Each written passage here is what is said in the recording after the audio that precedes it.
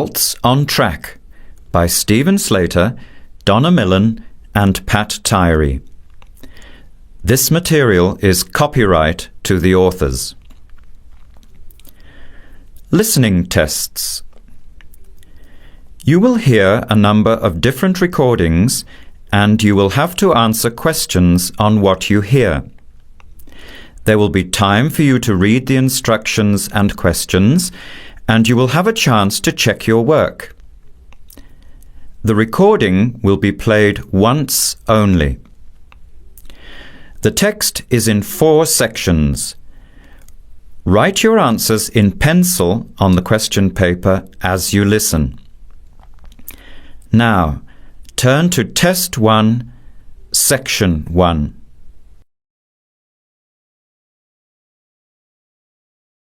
Listening Test 1, Section 1. You will hear a conversation between Harry and Andrea, 2 students who have just finished their final exams. First, you have some time to look at questions 1 to 5.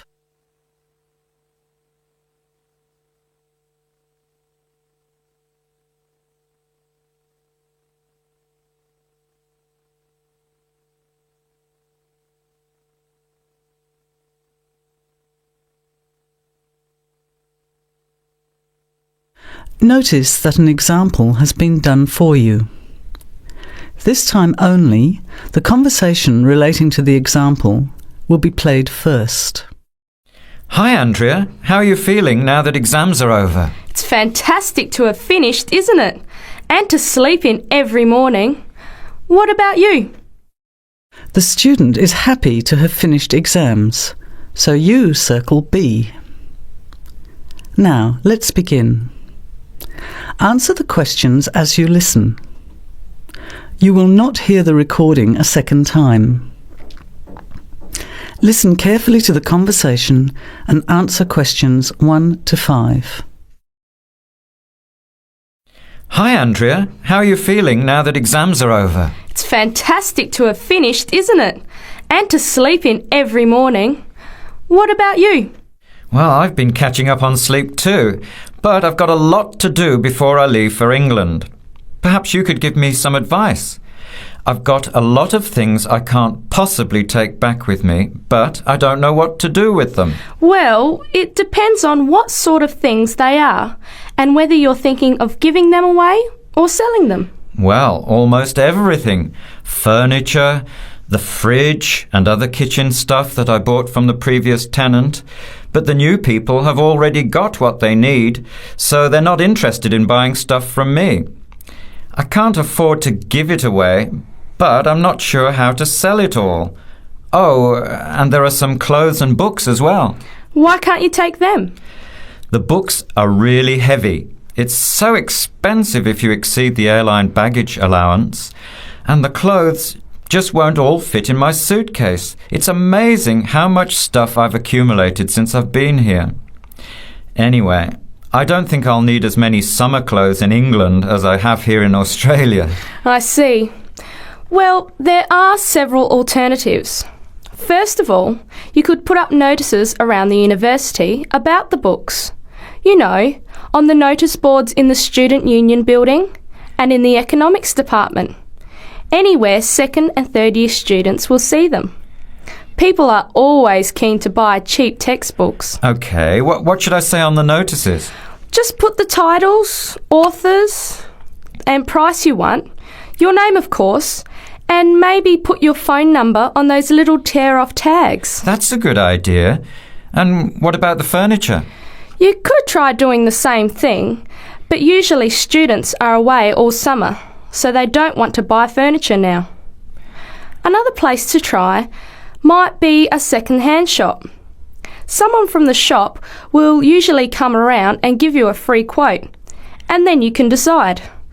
But you don't usually get much money for that sort of stuff. Before you hear the rest of the conversation, you have some time to look at questions 6 to 10.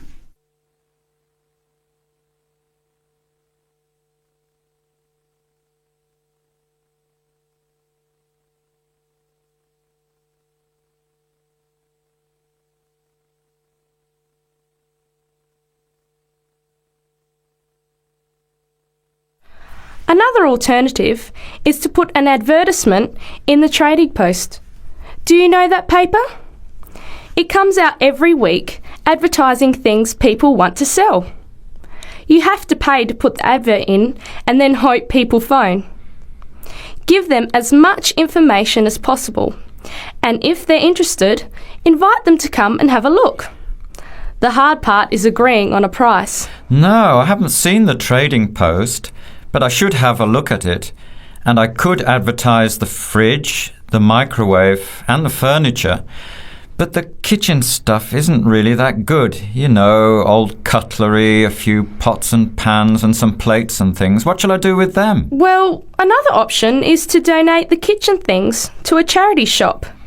You know, like the Salvation Army or St. Vincent de Paul. Why don't you get a second-hand shop to give you a quote first? Yes, I could do that. Find out how much they'll give me and then decide whether to sell them or give them away. But I've still got the clothes. A charity shop will take them too, as long as they're in good condition.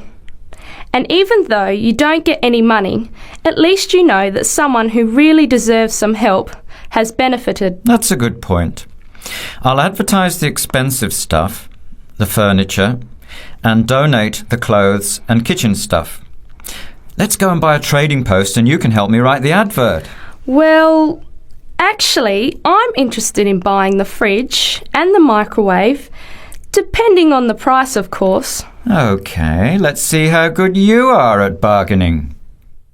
That is the end of section 1. You have half a minute to check your answers.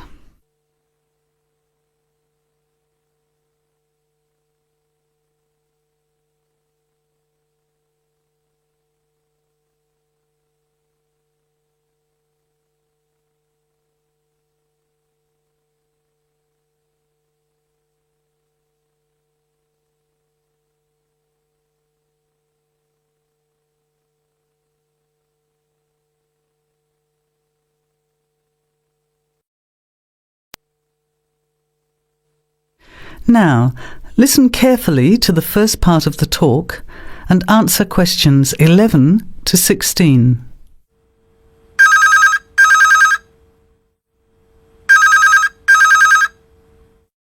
Hello? Hello, is that Ms. Heidi Jones? Yes? Good morning, Ms. Jones. I'd like to take a few minutes of your time to tell you about the Seven Oaks Health and Fitness Centre, which is in your suburb. Would that be convenient? OK. Well, the centre's not far from you. It's on the corner of Marion Street and Giles Street and has a large car park.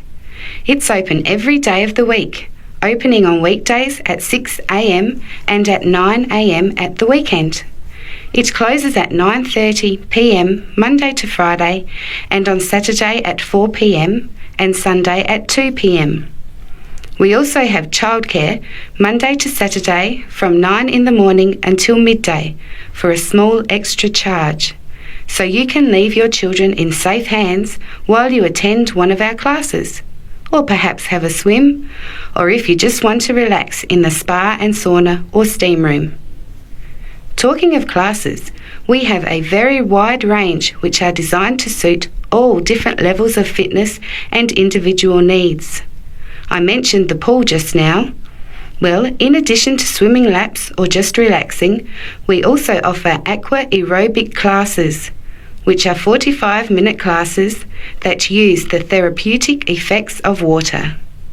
This provides a very safe and effective exercise and is suitable for all fitness levels, as well as being a lot of fun. Many people who haven't been exercising for a while start in the aqua classes, as do people who need to take care after hospital surgery, for example. These classes are very popular and are scheduled every weekday, Monday to Friday, and on Saturday afternoon and Sunday morning. Another very popular activity in the pool area is learning to swim, and these swimming classes are held at 4 p.m. every weekday and in the mornings at the weekend. By the way, they're open to both adults and children of any age. Before the talk continues, you have some time to look at questions 17 to 20.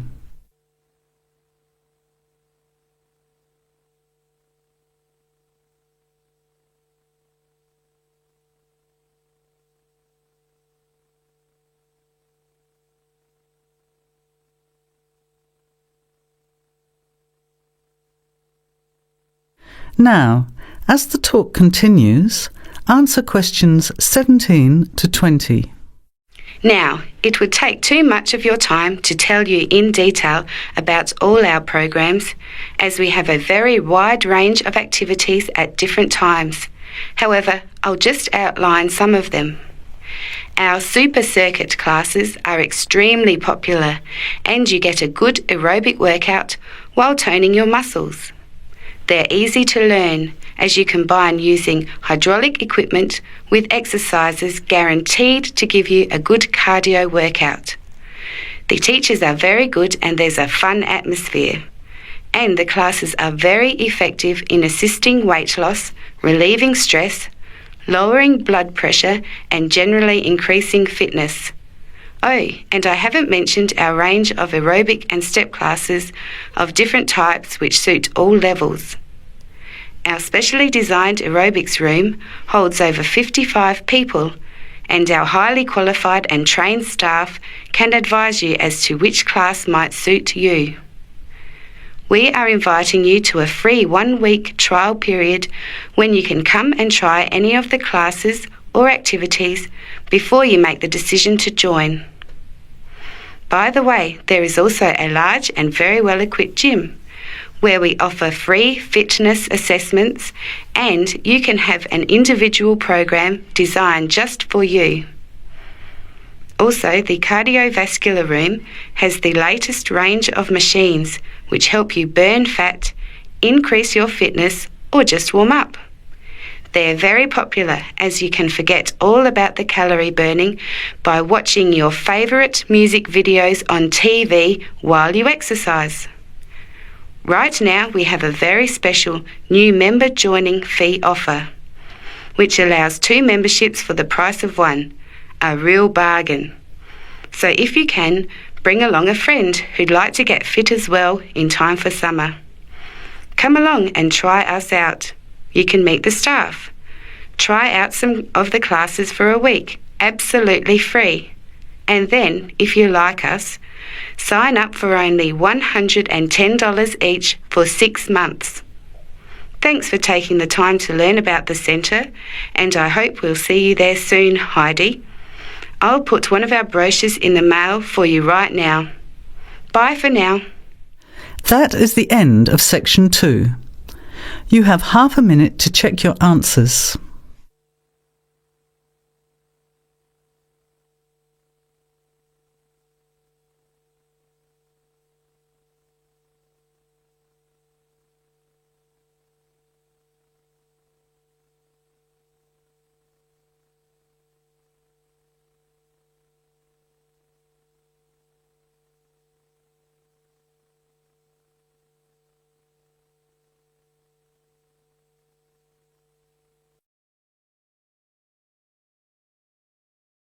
Now, turn to section 3.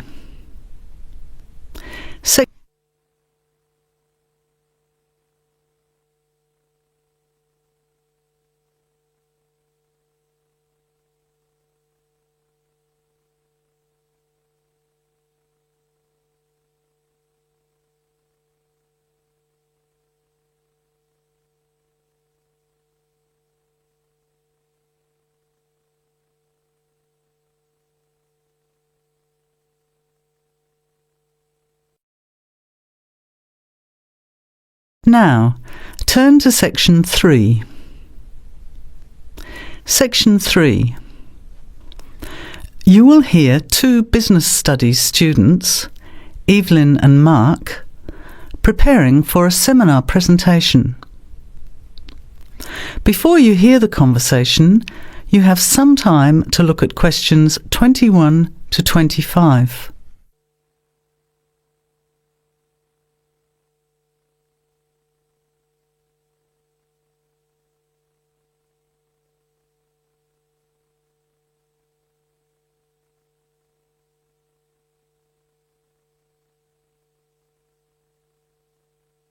Well, I think the marketing of food would be a good topic.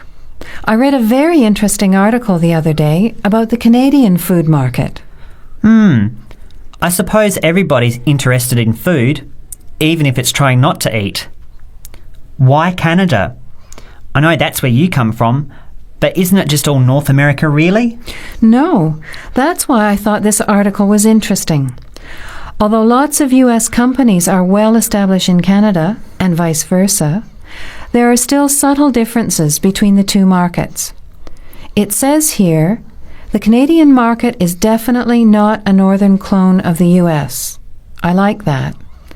And it says that if you understand these differences, it can have a big impact on successful food marketing. So I know that Canada has a big French-speaking population in Quebec. Is this what they're referring to? Not only French and English speakers, there are many different ethnic groups in Canada. It's really quite multicultural. For example, Toronto has large Asian and Italian populations, and Vancouver's got a large Asian population too. And because Canada's population is small, these groups make quite an impact, introducing new styles of cooking. So you can see lots of unfamiliar vegetables and things in the markets, and new restaurants are opening every day. It's great if you love trying out new foods, as many people do. Which kinds of food are becoming popular? Well, some Asian food, I'd say, has been popular for quite a while, like Chinese. But now, Southeast Asian restaurants are becoming very fashionable. Then there's Mediterranean, of course, such as Greek, Italian, and so on. But Caribbean and Mexican food is really taking off among young people these days. So are the supermarkets starting to stock the ingredients that are needed to prepare these foods at home? You know, all those unusual condiments and sauces. Yes, that's right. It's quite interesting going to the supermarket, isn't it? And noticing how they're introducing sections for foods of different nationalities. You can buy quite exotic products locally these days. The article mentioned that 80% of the Canadian retail market is controlled by 8 major national supermarket chains, so that when they introduce changes, they can happen quite rapidly. Okay. Well, how are we going to organise this seminar then? I made some notes on the trends in the Canadian market, about changing tastes, and also patterns for where food is consumed. I thought maybe we could summarize it into a chart or table, and maybe use the overhead projector to present it. Good idea. Maybe I could have a look for similar trends and tastes in Australia and the UK for comparison. Let's have a look at what you found. Before the conversation continues, you have some time to look at questions 26 to 30.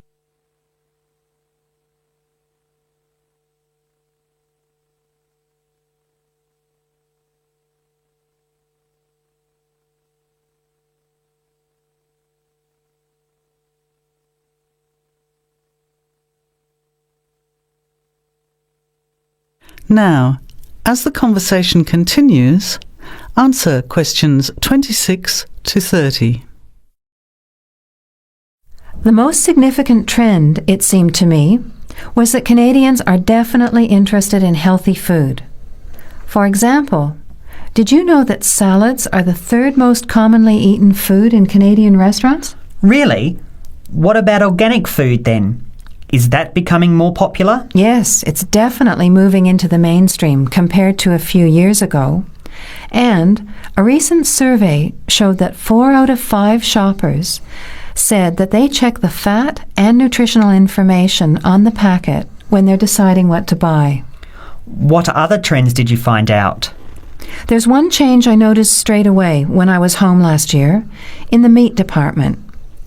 You know, here the meat packaging says rump steak or 4-quarter chops and so on. Well, they discovered that most consumers these days didn't know what to do with these roasts and rounds and ribs. So the government approved a new naming system for cuts of meat, which is related to the required cooking technique. What a good idea. I've never really understood the difference between sirloin, rump, round, and all those names. So how many new categories are there? 8. There are 3 kinds of steak, for grilling, for marinating, and for simmering. And then there's what they call quick-serve beef, for stir-fries, I suppose. And premium oven roast, pot roast, and stewing beef. It's a great idea, isn't it? I hope it catches on here. I agree. Any other trends that you thought were significant? Well, what's really interesting is what the article called mobile meals.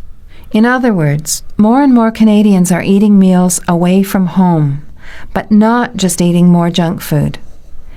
They're projecting a 40% increase in snack food sales over the next 3 years, and the growth is coming from healthy snacks. You know, the ones that have less cholesterol and fat, such as muesli bars, health food bars, and those types of products. Apparently, in the food marketing jargon, they're called nutritious portable foods, which means healthy snacks. The other major trend is that young people are doing more of the food shopping these days, so marketing has to be aimed more at them, as well as more conventionally at the mother. Thanks, Evelyn. I think we'll have an interesting discussion about these trends and the comparisons with other English-speaking countries. I'll see if I can get some information about them to compare with yours, and meet you on Friday to put it together. See you then. Bye. That is the end of section 3. You have half a minute to check your answers.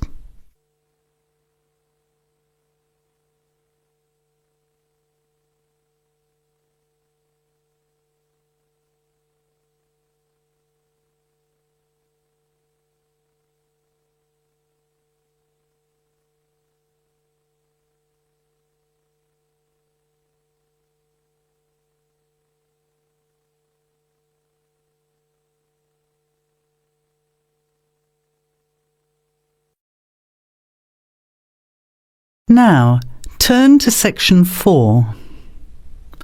Section 4. You will hear a talk given by Dr. Miranda James. First, you have some time to look at questions 31 to 35.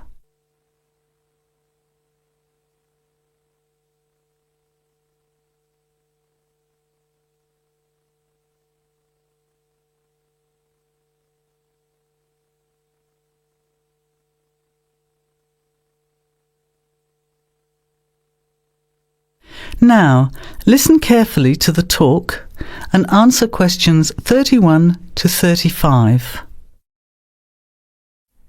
Good afternoon, everybody, and welcome to the first in a series of talks we have arranged for the Overseas Students Association this semester.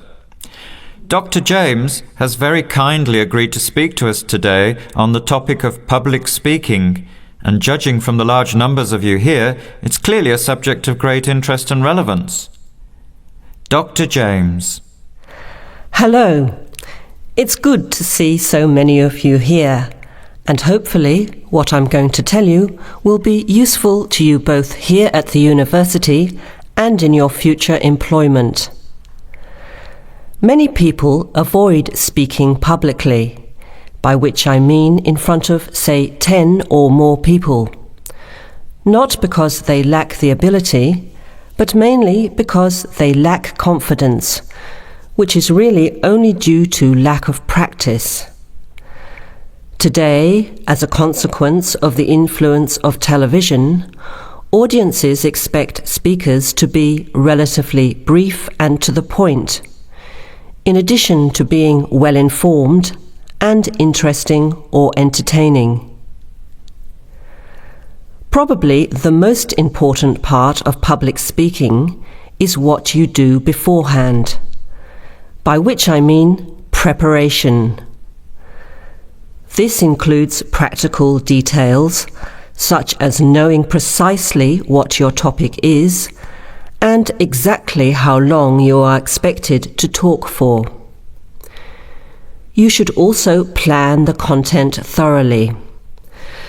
A good strategy is to write out the content as you intend to say it, and then make brief notes, preferably on small cards, which you use to talk from. This way you sound more natural. You incorporate pauses while you look at your notes, and you can then look at your audience while you are speaking. Never read your speech without looking at the audience. Eye contact is a very important part of communicating with an audience. So deliberately move your head and look around at your audience. Pauses are important, as most people, when they are nervous, tend to rush through their speech. Now you have some time to look at questions 36 to 40.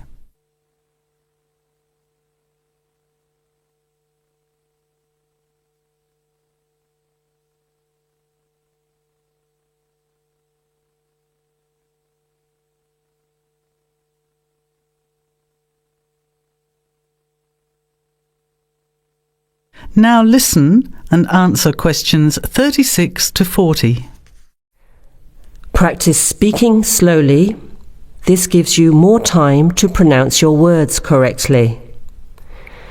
It's always easier for your audience to listen to someone whose speaking is clear and calmly paced, so that they can understand the ideas being explained. And the bigger the group, the more slowly you should speak. Remember to project your voice, speaking clearly to the person furthest away from you. It's a good idea to rehearse and record yourself. Pay attention to your intonation when you listen to yourself. It's even harder if you're speaking in a second language, I would imagine. But there's nothing worse than listening to a flat, monotonous voice. So try to vary your tone and rhythm. This will add meaning to your words.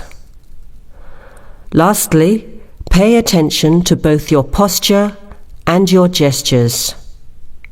A confident person stands or sits in a small group with their head up, chin out, and shoulders back. Try to avoid scratching or fiddling with your hair or beard, or pens, jewellery, and so on. These movements can distract and irritate your audience. Yet you may be unaware of them yourself. Another reason for rehearsing, preferably with feedback from a friend, or better still, on video.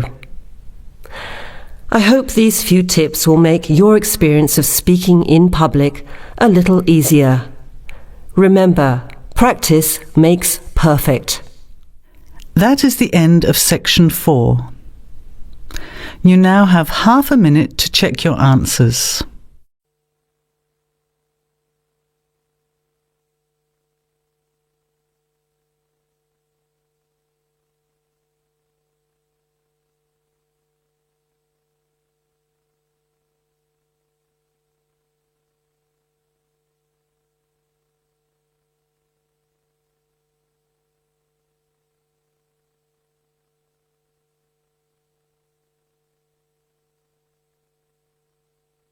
That is the end of the test.